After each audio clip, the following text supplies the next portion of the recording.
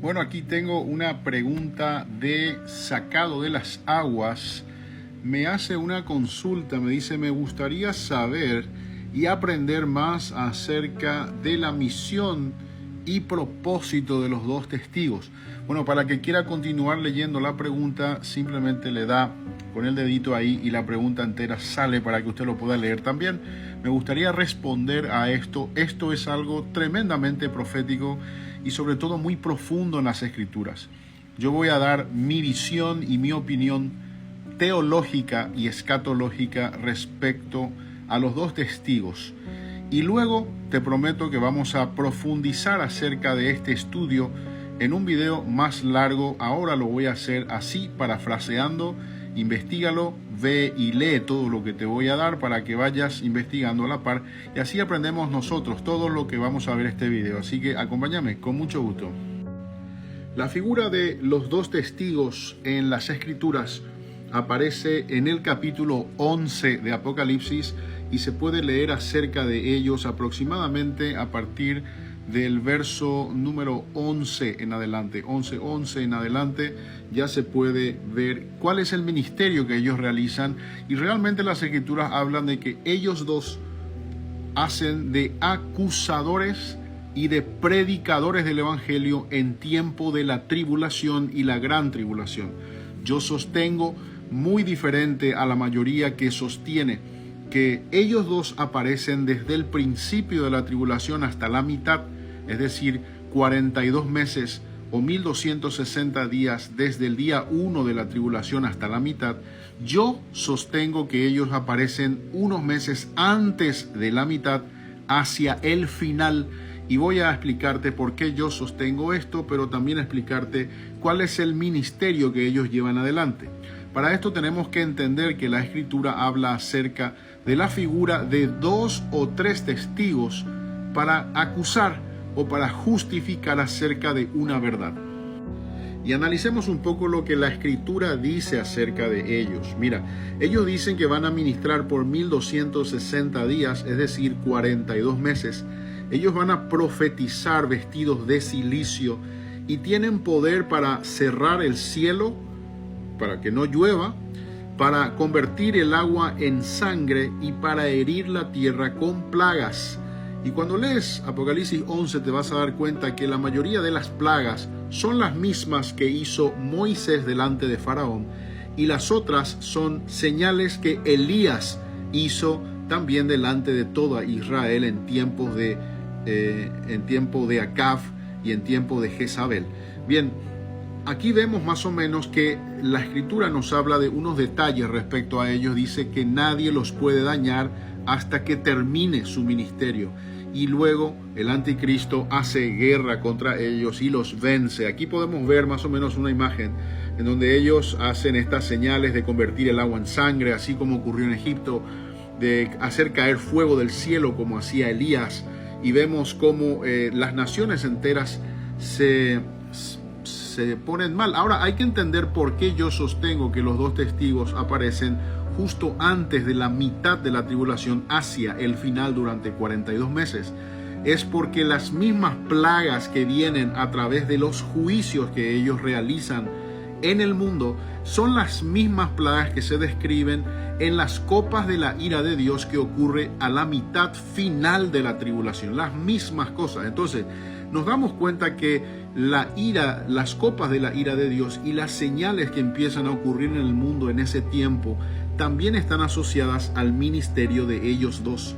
Y también se sostiene esto en el tiempo en el que transcurre en el Apocalipsis en general. Vemos que ellos aparecen en el capítulo 11 y ellos están durante 42 meses, que es lo que vemos que dura exactamente la tribulación, casi hasta el final. Miremos esto. Bueno, aquí vemos un cuadro que no se ve completo, pero esta es la mitad de la tribulación, donde está este punto que dice 1260 días. Y los dos testigos aparecen en el Apocalipsis 11 aquí.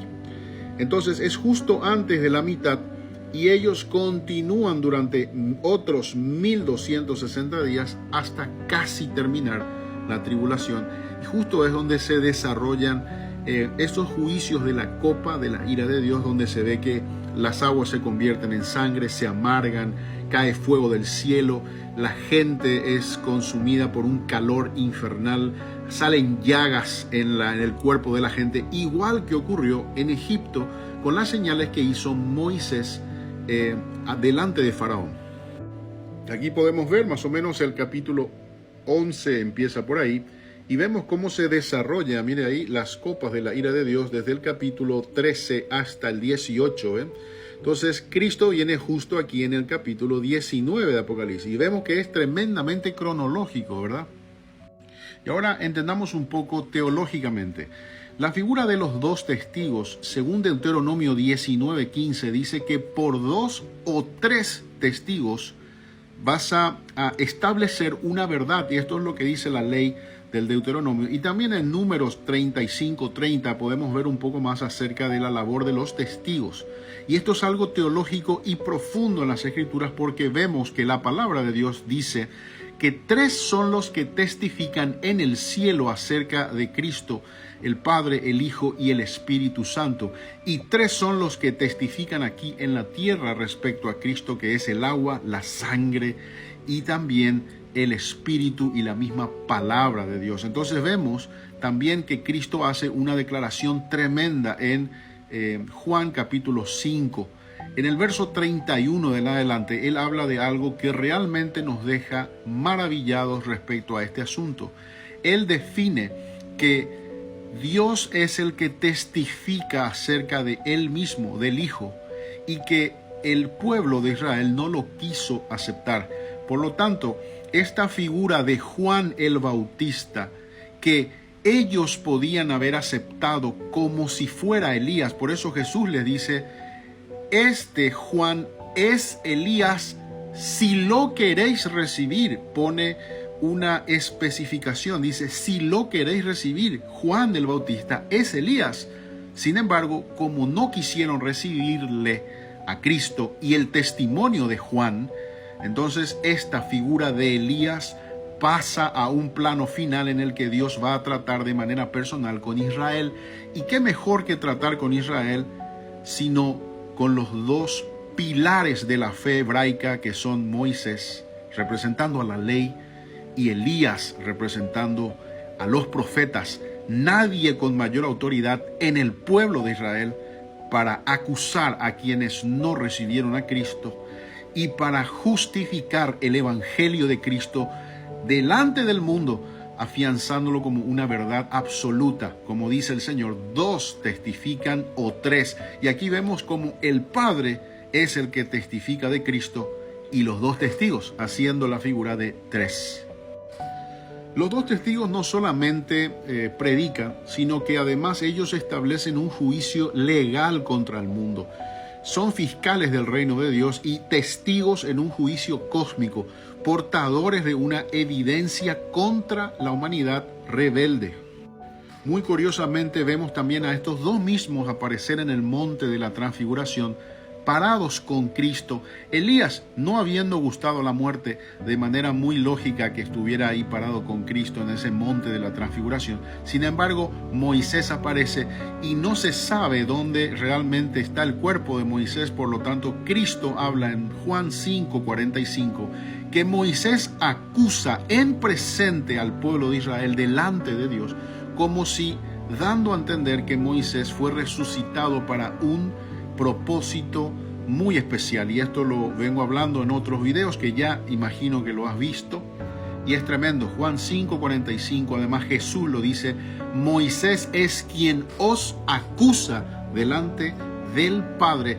Y no solamente lo dice así, sino que además actúa como un acusador legal, Moisés como el dador de la ley en la tierra. Esto es tremendo, ¿eh? Y no habla de la ley quien acusa al pueblo de Israel, habla de Moisés en persona, habla de la persona misma de Moisés. En conclusión, haré un estudio muy profundo con textos bíblicos para aprender acerca de la figura de los 2 testigos y sostenerlo así como yo acabo de mencionarlo. Dios te bendiga, espero que esto te haya servido. Te mando un fuerte abrazo.